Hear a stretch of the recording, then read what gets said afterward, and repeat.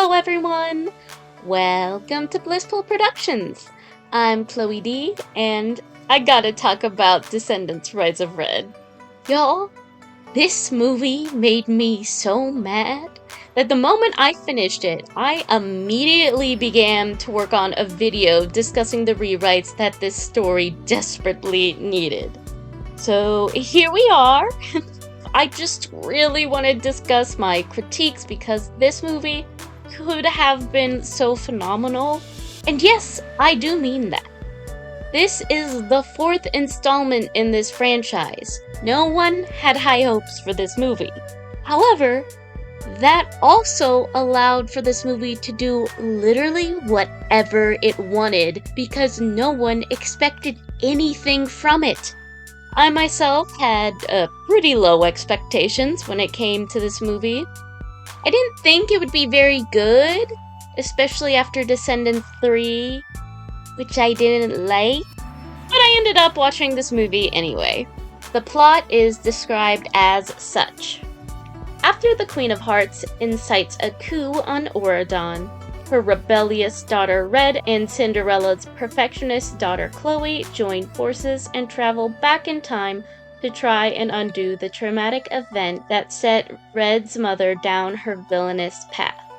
And the reviews for this movie are 57% on Rotten Tomatoes and 2.5-star audience rating. Definitely could have been better. But remember when I said that I had low expectations of this movie? Well, like a silly little gal, my expectations were raised. And it was by the movie itself. I was just sitting there, watching this movie unfold, and as I was following the plot, I could start to see where they were going, what they were building up to, the potential plot twists along the way, and some of the subtle foreshadowing they were putting down. And I just thought that was brilliant. And this is what I meant when I said that this movie could literally do whatever it wanted. But then it didn't follow through with any of the stuff they were setting up. So, this movie that I had such low expectations of managed to get me to raise those expectations while watching the first half of the movie because of how it was setting itself up, and then it proceeds to follow through with none of the promises it made me throughout its runtime. Man, I was so disappointed. And honestly, that's the reason why I decided to sit down and make this video. It's because I'm mad. I'm mad because this movie had the opportunity to blow everyone's expectations out of the water by not being terrible and actually being, somewhat pretty good. But it just said, nah. So I'm here to complain about it. And I already made a video complaining about the designs and giving my critiques for those, so check that out if you haven't after this one, link in the description.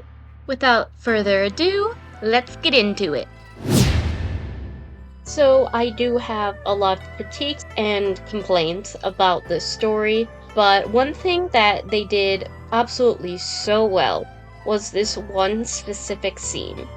It was when Red and Chloe were looking through the looking glass in the future, and the Queen of Hearts brought in Prince Charming and revealed that she had beheaded Cinderella.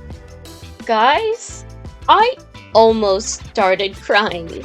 Paolo Montalban did such a great job in that scene. His acting was phenomenal. My only complaint is that we saw the scene from the lens of the looking glass and it didn't actually take us into the scene itself. That's probably what kept me from full-on bawling my eyes out. Okay, so first things first. I assumed from all the advertising and this movie's description that the plot was focused on the time travel element where Red and Chloe meet with and befriend their moms. So tell me why. By the time that all of the intro is over, the plot has truly begun and they have gone back in time and met their moms, that there is only 30 minutes left in the movie. This is an hour and 34-minute movie. how are they going to follow through with everything that they've been setting up this entire time? The answer is they don't. So I have gathered my complaints in a nice little list of 6 main points. So first one, it genuinely feels like they scrambled to re-edit this movie. Like, the prank and castle coming, which had been set up the entire movie as the climax, was just non-existent. It feels like it had been completely cut. Like, doesn't feel like this was the plan. It feels like they had every intention of including the prank and castle coming, and they may even had initially included it in one of the other drafts of the movie, but they had to cut it due to some reason with the higher ups. That is my theory. That is not fact. This is just my guess because of how the movie was put together. It just feels like they took a big slice out of the story and put it in the trash bin. My next point is about some foreshadowing. So, Cinderella's comment to Bridget at the beginning of the movie, where she says that it was just a prank and she should be moved past it by now, that indicates that she had something to do with the prank, or at least she's not as great of a person as we would think. And then, when the girls go into the past and Ella and Bridget are talking to Prince Charming, they're talking about castle coming, and it cuts to Ella, who makes a face that feels very purposeful. I can't quite describe it, but it has some form of annoyance or dread about castle coming when it's brought up. Like, it feels like the director specifically told the actress to do something on this cue. And I took it as another subtle foreshadowing element that showed Ella had something to do with the prank. And I truly believe if they followed through with this, that this would be phenomenal storytelling. But this also contributes to my feeling that they had to re-edit and cut out parts of this movie. Like, maybe she really was a part of the prank, but someone from higher up was like, we can't have Cinderella not be a perfect, amazing person. No, you gotta cut that out. And maybe they didn't have enough money in their budget to do reshoots, so it was impossible to include the prank for what they had to cut, so they had to just cut that whole thing altogether. Once again, this is just a theory that I'm trying to think of what would make sense as to why the movie turned out as it is. I will also say that from the beginning, with Bridget and Cinderella's interactions as adults, it seemed very evident to me that Bridget seemed more hurt by Ella than the prank itself.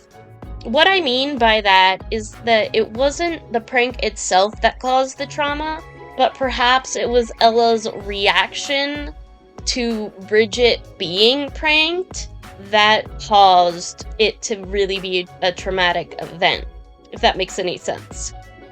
One of the things that I'm most angry about is that this movie breaks some of the most basic integral rules of storytelling. Like, I feel like you would get this information from any storytelling source. Look up any YouTube video of, like, storytelling for beginners, and I feel like they would include this. Basically, the prank is built up throughout the whole movie, and it's Bridget's life-altering moment. The prank is never explicitly described, it's just vaguely alluded to.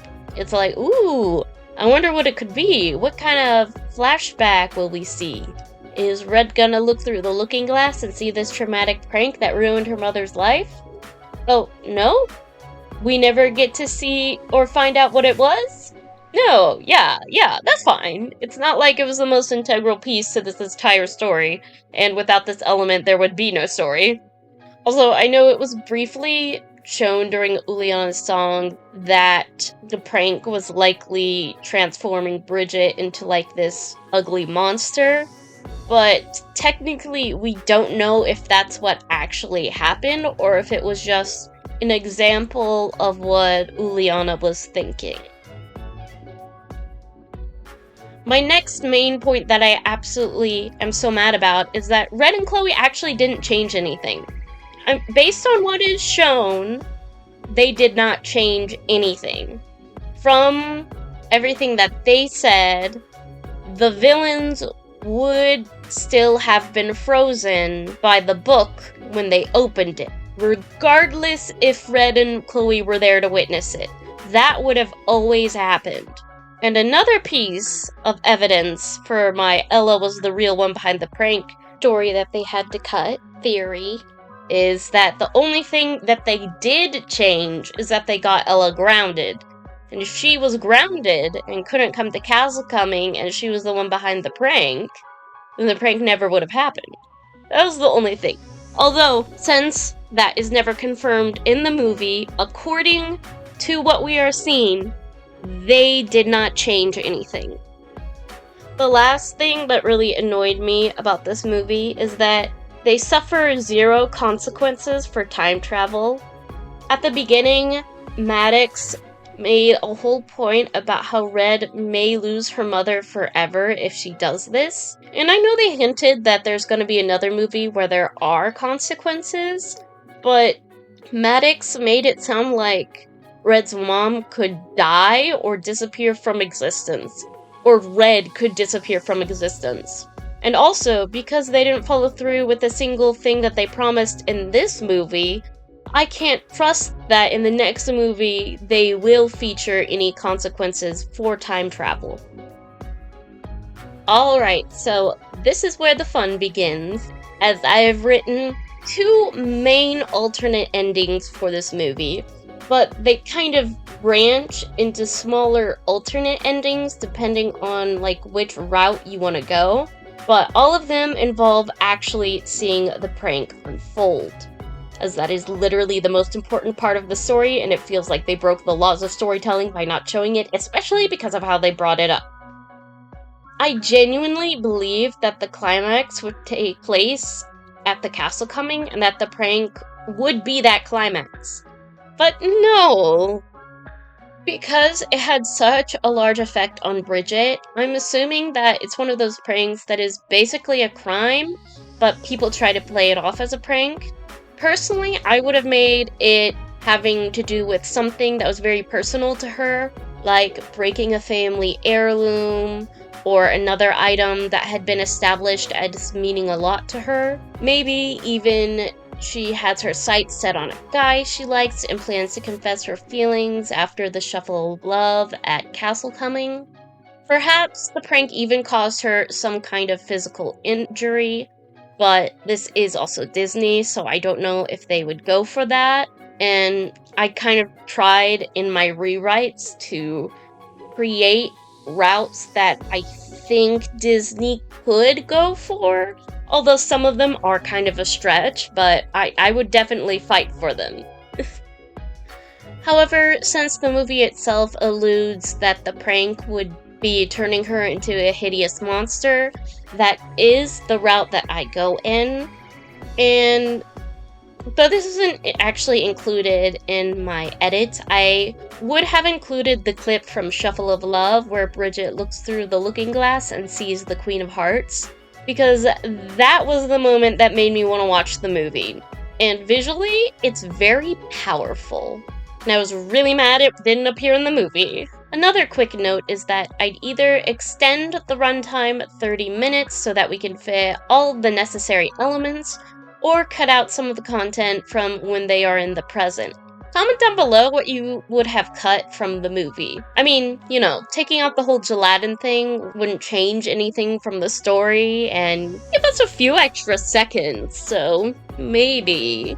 I've written the prank as how I believed it would have gone down unchanged from alternate timelines and everything. So this serves as like the plate that holds my main 2 endings together. This is what Disney could have done, and if Ella was involved, the prank is ever so slightly altered, but goes down basically the same.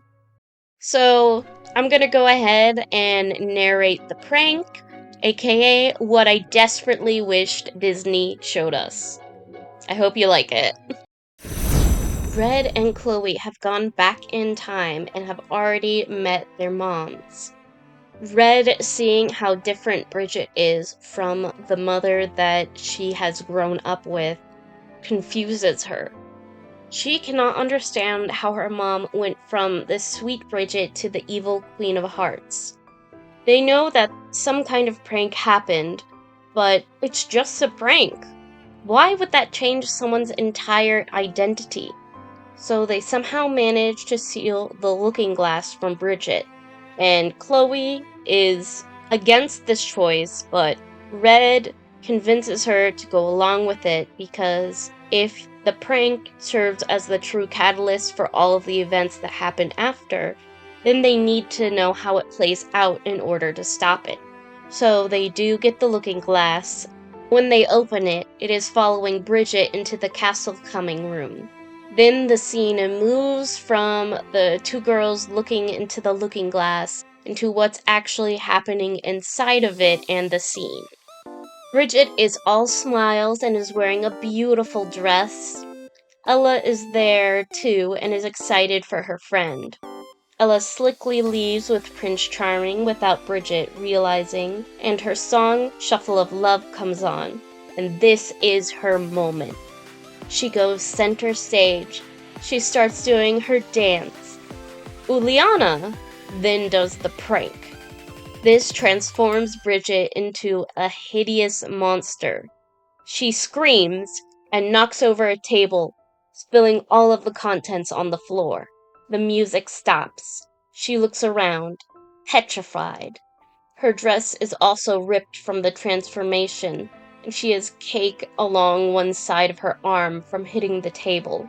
The silence is broken by Uliana. She says something kind of stupid, like, "I thought this was the shuffle of love, not the shuffle and shove." She and her entire posse laugh and point at her. Soon, everyone else does as well. Then the camera pans to every person that Bridget had previously served cupcakes to were pointing and laughing. She looks around, but Ella is nowhere to be seen, and runs off crying, feeling betrayed by all the people she had tried so hard to get to like her. The scene continues past Castle Coming, and it shows that as time goes on, the villain kids continue to bully her with the shuffle and shove. They would push her around and even shove a cupcake on her. They would always be laughing, and as she walked through the halls, everyone would snicker as she passed by. It also shows a scene of her and Ella together. Ella is reminiscing about what a romantic night she had with Charming, and Bridget is still shaken up about the prank. She expresses that she wished Ella was there so that she wouldn't have had to go through that all alone. Ella is very insensitive to this and basically tells her to get over it because it was just a stupid prank and everyone will have forgotten about it in a week or two. Though she means it in an encouraging way, Bridget takes it as minimizing her experience. This does not go away in a week or two. She continues to get bullied. One day, Uliana and her gang are making fun of her about the shuffle and shove thing, and Bridget just snaps. She stands up, clenches her fists, and angrily tells her to shut her mouth. This only makes Uliana laugh harder, and asks what will happen if she doesn't. Bridget, fuming with anger, grabs a scalpel off the table and half marches up to her, somewhat running, and screams, "Or it'll be off with your head!" This freaks Uliana out. She and the rest of her gang immediately back down because they don't want to deal with this. And that is when Bridget learns that being mean and somewhat violent is what she has to do to protect herself in this world. The scene ends with Red and Chloe closing the looking glass and looking at each other, shocked. I also kind of considered adding in a moment before the scene kind of comes back out of the looking glass, where Bridget is now in like full Queen of Hearts attire, just kind of strutting down the hallway, and people are just moving out of her way before she even gets to them, and she makes like no reaction to them whatsoever and is just staring straight ahead, kind of like with this dead face. I think that would be kind of cool to show her transformation and kind of like what her life looked like after the fact. I like the idea, I just wasn't sure exactly how I would fit it in to this scene. So that is my written version of the prank. I don't know if I could get Disney to go for the grabbing the scalpel and threatening to cut someone's head off, but I feel like that'd be kind of iconic. I mean, I think it would make sense, because this prank would need to show that getting nice never got Bridget anywhere, and being cruel was the only thing that ever gave her any sort of peace. And then also, isn't it so much more powerful to see the scene play out than just never knowing what happened? Like, even if you don't particularly like my interpretation of how this scene would go down, I still think it's better to have something than nothing. So I hope you like that. I do like my version. I know there's some parts that I wasn't super specific in, but I was more so trying to think of how Bridget could have gone from point A to point B. And now that you know how the prank is, we can dive into my alternate endings. So my first alternate ending kind of splits off. So basically, there's the version where they successfully stop the prank from happening, and then I have the ending where they are unable to stop the prank. So I'm going to start with the endings where they're actually able to start the prank, and I have 2 different ideas for how this goes down. So let's start with the first one. I would have had Red and Chloe stop the prank at the dance for drama. The scene where they were successful in stopping Uliana and the others from stealing the spellbooks would go down the same. But this would put them in a false sense of security, because that's not what they end up using to execute the prank. They just went a different route after that one failed. Red and Chloe realize this at the last minute at the dance, and they have to like dramatically tackle someone to the ground. Red would definitely be the one to do it. And so we have our first split in my 2 alternate endings under this first ending. So we have the monster route. People are pointing and laughing, just like they did in the looking glass. But Bridget doesn't look any different. Red looks at her hands and realizes that she was the one that turned into a monster. Bridget doesn't look at her any differently and remains kind and helps her. Chloe stands up for Red and puts everyone in their place who had been laughing and pointing just like they did in the looking glass. Red is just thankful that this happened to her and not her mom, because she knows that she can handle it and that she was able to save her mom from this traumatic experience. The next scene is Red and Chloe getting ready to return home. They explain it to Ella and Bridget as their foreign exchange program ending. Bridget keeps pressing to make sure that it's not about what happened at the dance. They assure her that their program was short and that they don't hold that prank to heart. That's my first ending that I have, and I like this route because it shows Red's kind of protectiveness of her mother. Like, now she has been kind of thrown into Bridget's shoes, and it doesn't feel nice. Like, it's not like she likes it, but she was like, well, at least this happened to me and not my mom because I know I can handle it. And I also really like the idea of when they're leaving, how Bridget and Ella are really concerned that they're leaving because of the prank that happened at Castle Coming. I just think that would be like a sweet detail showing that they really care. Alright, my other route. No one gets pranked. Red stops Uliana, pushing her to the ground, and whatever she was using to cast the spell for the prank breaks, thus being unusable. Everyone gasps, and Uliana is furious. Red starts berating her about how messed up that was. Bridget stops her, and Red's confused. Bridget kneels down to where Uliana is so that they're eye level. She's smiling, but her eyes are glossy. She gives a monologue. Do you remember your first day here? I remember mine. I was so excited, but terrified. I didn't know anyone. I hadn't even gone to a school before. I couldn't speak a word the entire day. But I remember seeing you enter the academy that first day. You walked with such confidence, having this ability to command a room like only a queen with years of experience could. Then out of everyone you could have talked to, everyone you could have befriended, you went for the kids that everyone said to stay away from. They didn't scare you, and you immediately embraced all of their differences. By the end of the day, you had formed your own group that were so tight-knit, anyone would have thought you knew each other for years.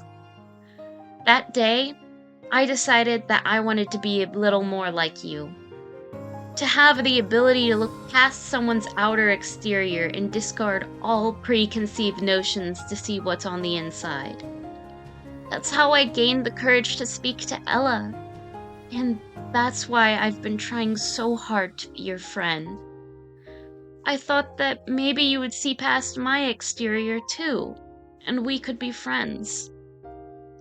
And to be a part of a friend group who's so loyal to one another? That's like a dream. I wanted to be friends with that person I saw on the first day of school. But I'm not sure if she exists anymore. If she's still there, my door's always open. She gets up and leaves. Uliana is aghast, as is the rest of her crew.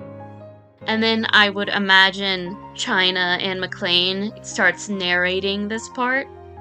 They never did become friends. But Uliana stopped bothering Bridget after Castle Coming, as did the rest of her crew. Happy endings don't look the same for everybody, and sometimes having the ability to retain mutual respect for one another touched the Queen of Hearts and Uliana when they're older and they nod in acknowledgement to one another is the good ending. So that's my other alternate ending under they do stop the prank. I really like that one. That one's definitely my favorite of the two, just because I think it teaches a really beautiful lesson of mutual respect. Like, you don't have to become friends with someone. Like, you know, there's a lot of, in a lot of stories where a villain is redeemed, a lot of times they become friends with the main character afterwards, and that's lovely. That's great. But that doesn't always happen. Sometimes just, like, having mutual respect is a good ending, is the best possible outcome.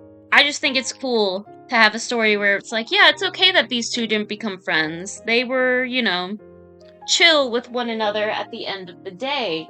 You know, it also really highlights Bridget's kindness and also explains why she was trying so hard to be Uliana's friend, which was something that was mentioned in the movie by Ella, is that she was trying really hard. Now, you could say Bridget was trying hard to be everyone's friend, but since Uliana specifically was called out in the movie, I wanted to write some kind of explanation for why Bridget was trying hard to be Uliana's friend specifically.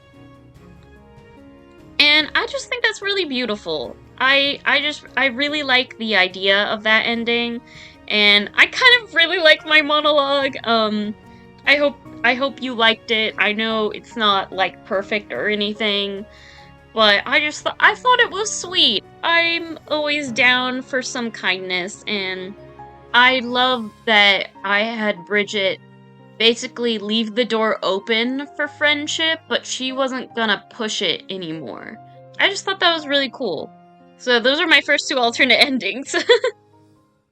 Now that we kind of heard about the versions where they do successfully stop the prank, now we can move on to the ending that I wrote where they do not stop the prank. This one also has two versions. They definitely aren't like as in-depth narration-wise as the other ones were, but here we go. So, the first version. The prank goes down as it always does, and Red and Chloe are shocked, but Red is also deeply distressed witnessing her mother's trauma unfold in real time in front of her eyes. They do try to console Bridget, but she's just having none of it and runs off crying. They have no choice but to return to the future, and they are placed back a couple minutes before the coup takes place. This time around, when the Queen of Hearts stages the coup, Red uses the information she learned about from going to the past to empathize with her mother and help her see that this path is the wrong one. Chloe also steps in, which encourages Cinderella to stand up. The Queen of Hearts is able to change her mind and begin her journey of healing and change. There are different ways this could go down. I am thinking of it more of the emotional route, where basically Red, Chloe, and Cinderella all validate her feelings of, yeah, that was wrong of those other people, and that must have been so scary for you, and I'm so sorry you had to go through all of that. But basically, you know, kind of just trying to help her move forward and be like, that caused you so much pain. I want to help you so that this doesn't have to keep hurting you anymore. You know, like a mini therapy session, you know, that she knows that there's people out there that love her and won't betray her, kind of like how she felt back in that moment. So yeah, it's not as detailed, but it's a nice emotional route. Like, I really like the idea of them going back to the future and having to use the information that they learned from the past to help the Queen of Hearts. And then in version 2, this one, the prank also goes down as it normally does, but this time after Bridget turns into a monster, before she is able to run away, Red starts yelling at all of the people laughing at her. She argues that Bridget has been nothing but kind to them, and this is how they treat her. Chloe also steps in, saying that she was raised to believe that they were villains and that they were heroes. But looking around now, from what I see, there are no heroes here. And then they both begin to dramatically walk away with Bridget at their side, with Red kind of leading them. But before they can actually leave, they are stopped by some of the students who were previously kind of laughing and making fun of Bridget, and they are immediately very apologetic and remorseful. And then more and more students begin to join in, and soon, kind of like everyone's helping. Some are like helping fix up Bridget's dress and get that cake cleaned off of her, and another person starts asking her about the Shuffle of Love dance that she was doing, and basically like how to do it and what the rest of it looked like. It's essentially supposed to be like a wholesome moment of redemption for these kids, because they indeed treated her very poorly the first time around, and that was wrong of them. but it kind of gives them an opportunity to like immediately atone for that. And I just think that's like a really sweet like ending. It's just everyone being like, "Oh yeah, I'm sorry. Yeah, you're right. That was really messed up." It's almost like the groupthink or mob mentality of, "Oh, once like one person is laughing at this person, then more people do, and as more people do, then you're like, "Oh, I should be too." And then once someone points out, "Yeah, that's actually really messed up of you. I can't believe you're doing that." To be like, "Oh, you're so right. That was really crappy of me. I'm so sorry." I initially had Red be the one to say that there are no heroes here, but I felt like it'd be a little more powerful from Chloe, since like everyone in this room, she essentially idolized and considered to be really good people. So now we can finally look at the other main branch of my alternate endings, which was Ella was behind the prank. So I also have two versions of this. Basically, one where she knowingly was behind it, and one where she was unknowingly. Personally, I find the knowingly much more compelling, but I do think there is a intriguing argument for her unknowingly participating in the prank as well. In both versions, Red and Chloe are unsuccessful in stopping the prank. Let's start with Ella unknowingly participated in the prank. So I have two versions of this. My first idea is that Uliana could have tricked her into giving the cupcake to Bridget. My idea for this is that Bridget unintentionally cursed Uliana with a cupcake, so Uliana is getting Bridget back with kind of like a taste of her own medicine in a way. Ella, obviously, I don't think would trust Uliana, so Uliana would either have to fake a really good, sincere apology, or what I find more compelling is that she disguised herself as the fairy godmother. I think it would be very hard for Uliana to come up with apology to convince Ella, but I think she could with enough of Bridget's influence of always showing kindness to others so that Ella would consider giving her a chance.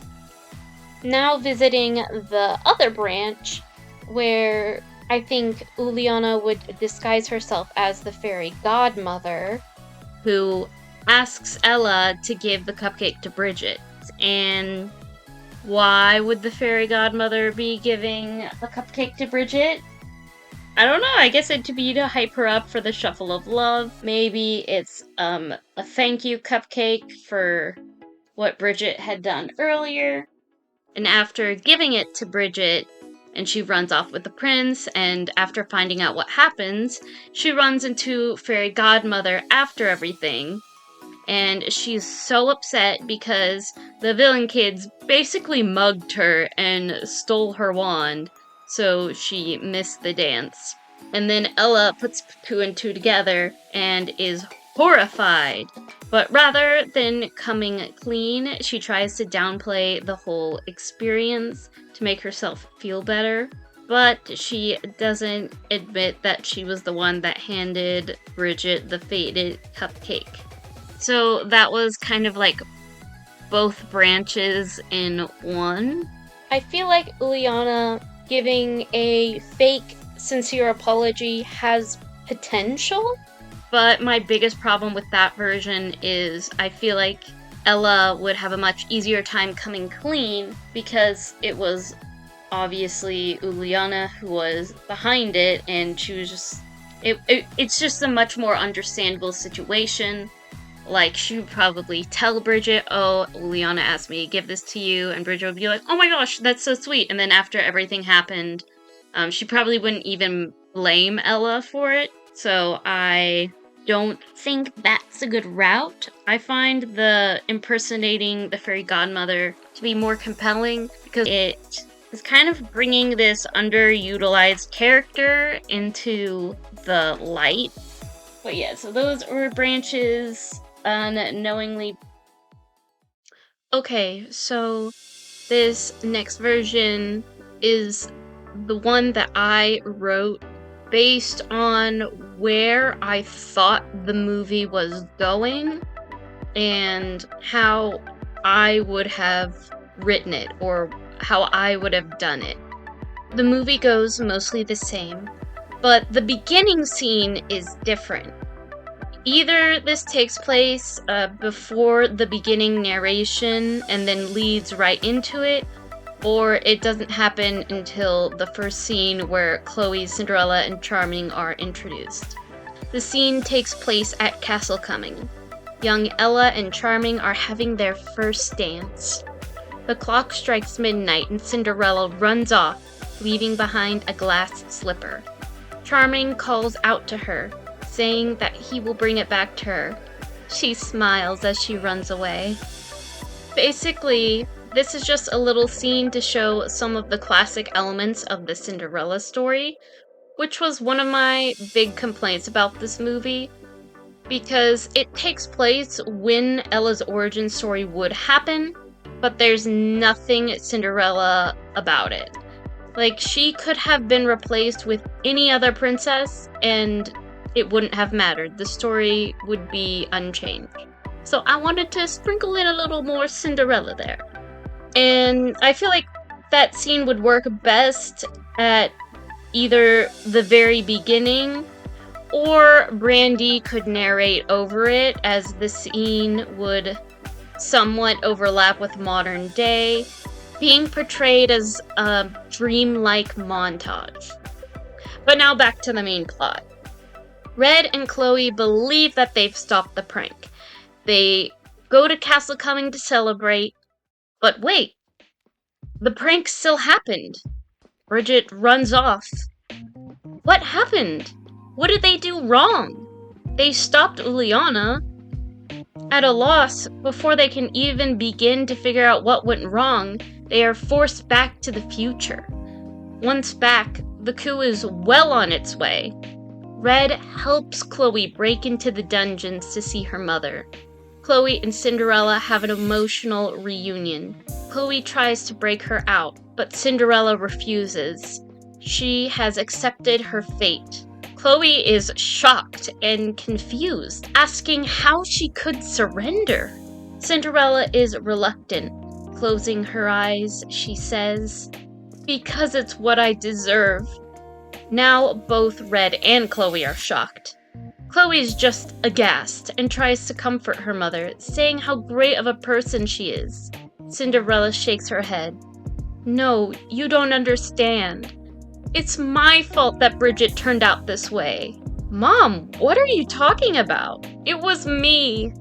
I'm the one who pulled the prank on Bridget during Castle Coming." Red immediately goes on the offense. "You did that to my mom? I'm sorry. She was your friend. She was nothing but kind to you, and that's how you treat her? I didn't mean— What did she ever do to you? You ruined her life. You ruined my life." "Red!" Chloe interjects. "I'm sure she has a reasonable explanation. Let's hear her out." Red reluctantly complies. Cinderella sighs. "The truth is, there was nothing reasonable about it," she grimaces. "It was just cruel." The backstory flashback begins. Ella had to fight for everything she had. Her clothes, her room, and even being a student at Merlin Academy. Her stepmother and stepsisters lived to make her life miserable. Even when she started to attend Merlin Academy, she felt even more like an outcast. Everyone treated her as lesser, and she watched all these royal snobs get everything they wished for. Bridget was different, though. She treated Ella with the same respect and kindness as she did everyone else, and soon they became close friends. Though Bridget was different, she wasn't exactly that different. Whatever she wanted, whatever she wished for, All she had to do was quickly scribble down a note to her parents, and whatever she asked for would appear in her dorm by the next day. Ella tried to ignore it. Bridget never bragged about it or anything, and she was always so kind, but the fact that she didn't need to work for or even worry about her wants and needs were insane. If that was all, then maybe things would have turned out differently, but there was more. Bridget was aware of Ella's situation, but she didn't fully understand it. Sometimes she felt like a charity case to her. Like the only reason they were friends was because Bridget had yet to find her place there. It was like, even though she knew this wasn't true, she couldn't help but feel that it was. Bridget and Charming have exchanged some light flirty exchanges, and Ella is obviously annoyed. Once again, Bridget always gets what she wants, and Ella has to fight for every little scrap. Charming was just gonna be another thing handed over to her. Bridget wants to go to Castle Coming with Ella, but her stepmom refuses to let her go, so they're both disappointed. But the night of Castle Coming, the fairy godmother shows up at Ella's door. She's quite confused at the appearance. Hi. Sorry. I know this is weird, and that we don't really know each other outside of class, but I overheard part of your conversation with Bridget about your stepmom and Castle Coming, and she pulls out her wand. I think I can help.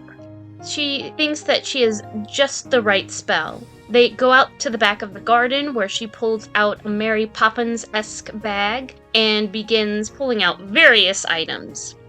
One of which is a tray of cupcake, and when Ella reaches out to grab one, the fairy godmother slaps her hand away. She tells her that they were from a spell gone wrong, and to not eat one unless she wants to spend the night as a hideous creature.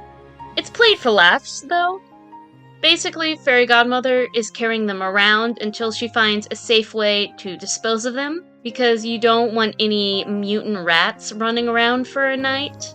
So there's the magical transformation and all of that. But before Ella leaves, she spies the cupcakes and is just compelled to take one. When she gets to Castle Coming, she decides that this is gonna be her night. She's going to take her future into her own hands, and this time get what she wants. She spies Charming talking to Bridget, and immediately jealousy bubbles up in her.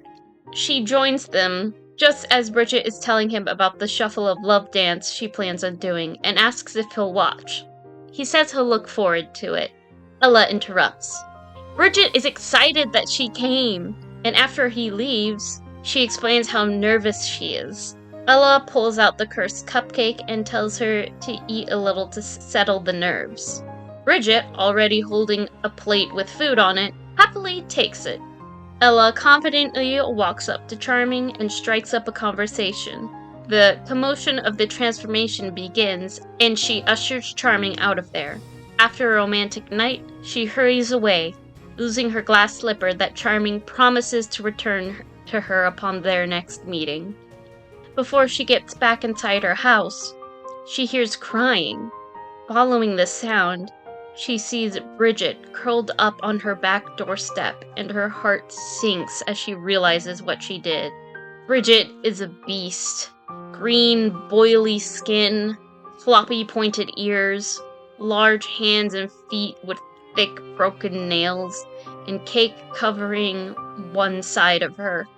Her outfit is torn apart, and the lower half of her boots are missing. Bridget? Ella calls out. Uliana. She said she'd get back at me for the flamingo feathers. Ella's relieved that she doesn't know it was her, but is still overcome with guilt. Bridget tells her what happened, and Ella tries to downplay it, saying Uliana is a jerk, and that it was just a dumb prank. She should just forget about it. Where were you? I needed you. Ella is caught off guard. She says that the commotion frightened her and that she and Charming left. Then she tells Bridget to go back to bed and that everything will be back to normal in the morning. And then it switches back to the present. But nothing was ever the same. Cinderella had hoped that this confession would make her feel better, but it didn't. Both Red and Chloe are shocked and honestly betrayed. Chloe still tries to convince Cinderella to leave with her, but it's no use. And the two girls leave, awaiting Cinderella's inevitable execution. The time for the execution comes, and the two girls are in the crowd of concerned citizens. Cinderella is brought out before the Queen of Hearts. Bridget looks down at her and sneers. Any last words? Cinderella looks back at Chloe, whose face is full of grief, and then back at Bridget. Her eyes well up with tears, and she shakes her head. Yes, Bridget, I'm so sorry. I was the one that pulled the prank at Castle Coming all those years ago. I was jealous and immature and handled it in every wrong way. She falls to her knees and places her face against the ground. I know I don't deserve it. I know I don't deserve your forgiveness. But I just have to let you know I'm so sorry. You were my best friend, and I knew how much you loved me. But I still let my own jealousy get in the way. And I ruined your life. Please, I'm so sorry. It was all my fault. She continues to cry, and the camera pans up to the Queen of Hearts, who is still blank face. And then she takes a breath. I know. Cinderella stops and looks up at her. What? You knew? I always knew. Cinderella is once again brought to tears and looks Bridget in the eye. I'm so sorry for all of the pain that I've caused you. I wish I could go back and undo everything, but I can't. I just need you to know now, before I lose my chance, that it wasn't your fault. You had and have every right to be upset, and not only should I have never done it, but I shouldn't have downplayed your feelings towards it. It pans back to the Queen of Hearts, who has an internal struggle as she's trying to fight back emotion. Her eyes become glossy as she looks back at Cinderella. That's all I ever wanted to hear. The two smile and embrace, both crying. Cinderella asks if they can start over, and Bridget suggests that they pick up right where they left off before Castle Coming. So, with a little bit of work, the two undo the coup, and it takes a lot of work by Red, Cinderella, and Chloe to not get Bridget arrested or banished for treason, but luckily Mal and Ben are rather forgiving rulers, so they do pardon her grave crime. And with some work, Cinderella and Bridget are able to undergo healing, and the movie ends with the two walking arm in arm as Red and Chloe are talking about how everything went down. And that was my kind of big ending of Cinderella knowingly committing the prank. I hope you guys like this one. This one might be my favorite out of all of them. I definitely put the most work into writing this one. I had a lot of fun doing the narration for it. I really wanted for the Queen of Hearts that it wasn't the prank that really traumatized her, but the betrayal of her friend and how her friend treated her afterwards to be what was mostly traumatic. And as to how she figured out it was Cinderella, I don't necessarily have a specific method except for just like process of elimination and having really high emotional intelligence, basically kind of being able to examine everyone's reactions. Please let me know down in the comments which ending was your favorite, and if you have any ideas on how you would rewrite the ending, you can let me know that as well. And if you haven't yet, please check out my video where I talk about the designs in Descendants 4. I'm pretty happy with how that turned out. But with all that said, be sure to drink some water, go take a walk, and message someone that you haven't spoken to in a while and tell them you're thinking about them. Okay, bye!